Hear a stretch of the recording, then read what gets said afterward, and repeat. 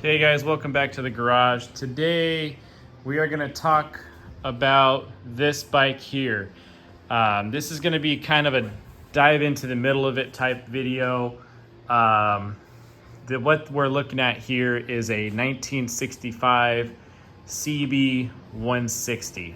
So the backstory on this bike, how I got it, and its known history is I got it from a friend who acquired it in 2004 and basically didn't touch it after 2004. It spent the first couple years of its life after 2004 in his hands in a garage, and then within a couple years it ended up being in the backyard, leaned up against a fence under a tarp, and we all know how long tarps last. It was out there until about a year and a half ago. So I bought it about a year and a half ago. Didn't do much with it for close to a year, and here it is. So before he got it in 2004, the previous owner we're talking, he bought it and he said it was in really good condition. It was not in a running condition, but it was obviously much better than it is now. I live in the Northwest, and so, you know, we have 4 or 5 months of nice weather, and then the rest is rainy and wet. So this definitely saw a good amount of wet weather through those basically 20 years of sitting before I grabbed it. So CB160, twin cylinder, 4-stroke, really cool motor. These motors are really popular in the dirt track racing world for being super stout.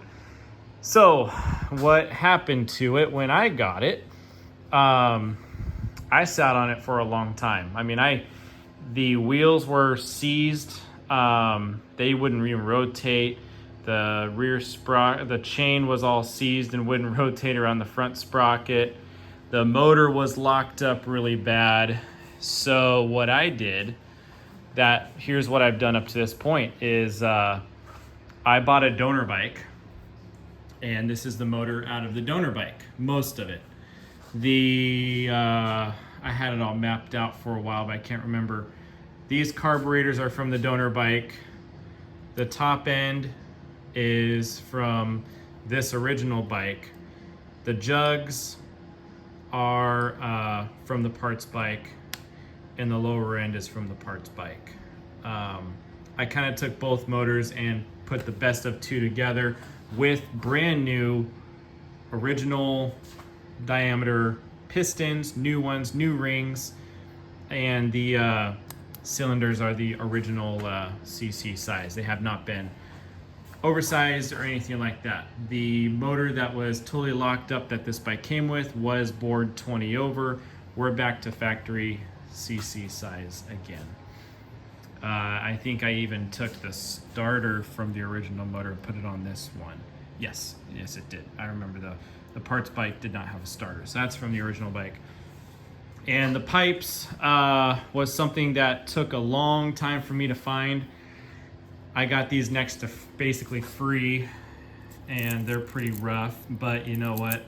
I can at least run the bike and not feel bad for my neighbors, and you know, do a little more work on it before I find a more permanent fix for that exhaust.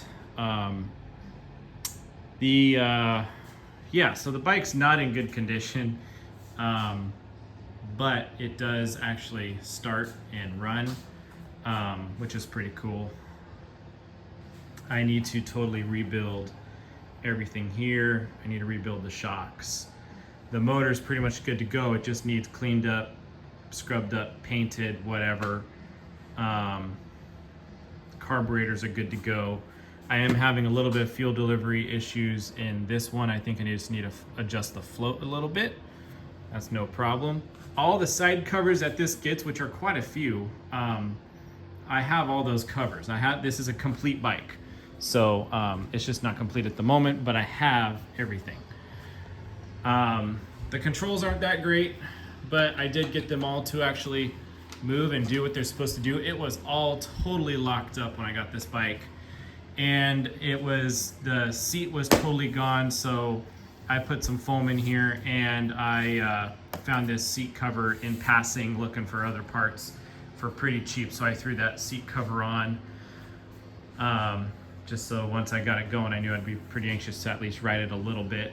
We need tires, we need a real exhaust on it, and we need to clean up some of this rust still. So this rear fender, if you can tell, see all this here, that was all over the back here as well, and I've gotten some of it off. So I don't quite have a end plan with this bike yet, but the current plan is to make it fully rideable, just kind of turnkey, start it up and go. It's really cool that it's an electric start, small CC bike. I want to at least get it running and riding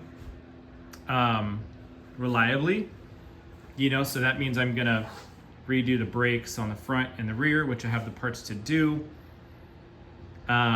My fuel tank is leaking through the fuel valve right now. I just got a new rebuild kit for that, so that should fix that, which is one of the biggest main issues right now.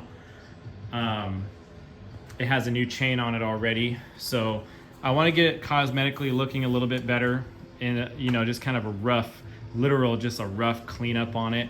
Make it look a little bit better. It's not going to be showroom at all, but I want to get it running, riding, and maybe I'll post it up and see if I get any interest in it. Someone who's really diehard about these. These are actually fairly collectible bikes. There's a couple guys I've met in Portland through having this one that they love these things.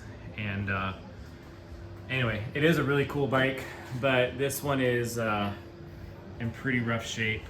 I would rather utilize my resources into one of these, into both of these bikes instead of this bike, or maybe once I get this one running. See, this is where I'm not sure where I'm going to go with it yet. I want to get it running, riding, where it can just sit there and I can just have it run and ride it with new tires, good brakes and everything, and then be able to get it down and then work on one of these bigger projects that are going to be a full-blown restoration, and then just have this one sit for a later time. And then if I do keep it, I will really go through and maybe send these out to get powder coated, stuff like that, which would realistically just getting the rear fender powder coated, this all re-powder coated. The rims are not rusty, which is awesome, so those can just get a clean up. Engine just needs some spray, you know, spray it up with some engine paint. I'm even happy with how the gas tank is itself, so it may be just a later project. I have had this initial plan of stage 1 and stage 2. Stage 1 is just get it running and riding, and then stage 2 would be really go deeper. So that's still kind of the plan, but right now it's been quite a while just to complete stage 1. So anyway, that's that. Really cool little bike. This week I'm waiting on some parts to come in for the MG, so I'm wrenching on bikes.